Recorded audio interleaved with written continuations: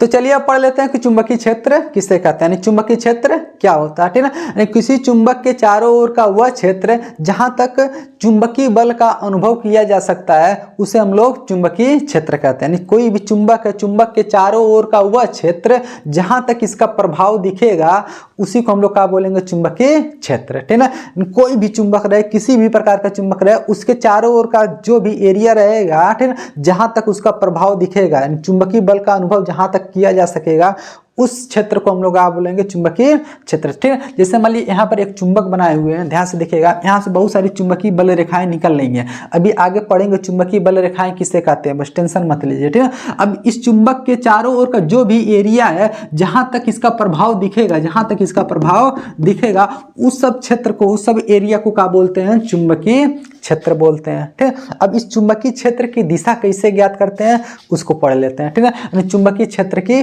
दिशा, यानी किसी चुंबक के चुंबकीय बल रेखाओं, जो भी चुंबकीय बल रेखाएं निकलती हैं उन चुंबकीय बल रेखाओं के किसी बिंदु पर यदि स्पर्श रेखा खींच देते हैं ना तो उसी की दिशा को हम लोग क्या बोलते हैं, चुंबकीय क्षेत्र की दिशा, ठीक है। यानी चुंबकीय क्षेत्र की दिशा चुंबकीय क्षेत्र रेखाओं के किसी बिंदु पर खींची गई स्पर्श रेखा की दिशा होती है, ठीक है। अब इसको और अच्छे से समझिए। मान लीजिए यहाँ से बहुत सारी चुंबकीय बल रेखाएं निकल रही हैं, आपको किसी बिंदु पर चुंबकीय क्षेत्र की दिशा निकालना है। मान लीजिए आपको इस बिंदु पर चुंबकीय क्षेत्र की दिशा निकालना है, ठीक है। तो इस बिंदु तो आप क्या खींचेंगे, यहाँ से एक स्पर्श रेखा खींचेंगे तो इस दिशा में जा रहा है स्पर्श रेखा, ठीक है। तो इधर का हो जाएगा चुंबकीय क्षेत्र की दिशा। मान लीजिए आप यहाँ पर चुंबकीय क्षेत्र की दिशा निकालना चाहते हैं तो यहाँ पर एक स्पर्श रेखा खींचिए, इधर चुंबकीय क्षेत्र की दिशा हो जाएगी। आप यहाँ पर चुंबकीय क्षेत्र की दिशा निकालना चाहते हैं तो जो चुंबकीय बल रेखा है ना उसी के किसी बिंदु पर स्पर्श रेखा खींच दीजिए, चुंबकीय क्षेत्र की दिशा पता चल गई। आप यहाँ पर पता करना चाहते हैं तो यहाँ चुंबकीय बल रेखाएं कि किसी बिंदु पर का खींच दीजिए स्पर्श रेखा। आप यहाँ पर निकालना चाहते हैं तो यहाँ खींच दीजिए, यहाँ पर निकालना चाहते हैं तो यहाँ खींच दीजिए, ठीक। जहाँ कहीं पर भी आप निकालना चाहते हैं चुंबकीय क्षेत्र की दिशा तो वहां पर एक बिंदु लिख लीजिएगा चुंबकीय बल रेखाओं पर, वहीं से स्पर्श रेखा खींच दीजिएगा, वहां आपको क्या मिल जाएगा, चुंबकीय क्षेत्र की दिशा मिल जाएगी, ठीक है। अब चलिए आगे हम लोग पढ़ लेते हैं कि चुंबकीय क्षेत्र की तीव्रता किसे कहते हैं, यानी चुंबकीय क्षेत्र की तीव्रता क्या होती है, ठीक है।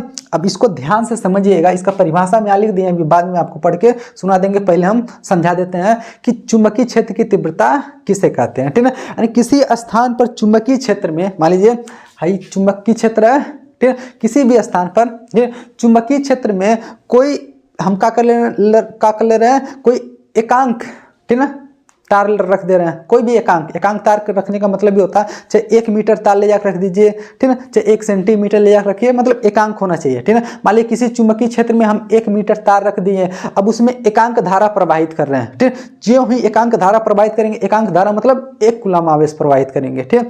जब 1 कूलम आवेश प्रवाहित करेंगे तो इस पे कुछ बल लगेगा, किसके द्वारा, चुंबकीय क्षेत्र द्वारा। जो बल लगेगा उसी को क्या बोलेंगे हम लोग, चुंबकीय क्षेत्र की तीव्रता। एक बार फिर से समझिए, किसी चुंबकीय क्षेत्र में, ठीक है, किसी भी स्थान पर किसी चुंबकीय क्षेत्र में एकांक तार पर, ठीक है, एकांक धारा प्रवाहित करने पर, कौन सी, एकांक धारा प्रवाहित करने पर, एकांक तार मतलब 1 मीटर तार होना चाहिए, उसमें 1 एम्पियर की धारा बहनी चाहिए, ठीक है, 1 कूलम की नहीं बल्कि 1 एम्पियर की क्या होनी चाहिए, धारा बहनी चाहिए, ठीक है। तो इस प्रकार से इस पे जो बल लगेगा उसी बल को क्या बोलते हैं हम लोग, चुंबकीय क्षेत्र बोलते हैं, सॉरी चुंबकीय क्षेत्र की तीव्रता बोलते हैं, ठीक है। यानी किसी भी चुंबकीय क्षेत्र में एकांक तार रख देते हैं, 1 मीटर तार, इसमें 1 एम्पियर की धारा जो ही प्रवाहित करेंगे ना तो इस पे बल लगेगा, ठीक है। यानी ये क्या करेगा, चुंबकीय क्षेत्र उसको प्रतिकर्षित करेगा, दूर भेजेगा, ठीक है। तो उसी बल को हम लोग क्या बोलते हैं, चुंबकीय क्षेत्र की तीव्रता। तो आशा करते हैं आप लोग को चुंबकीय क्षेत्र की तीव्रता भी अच्छे से समझ में आया होगा।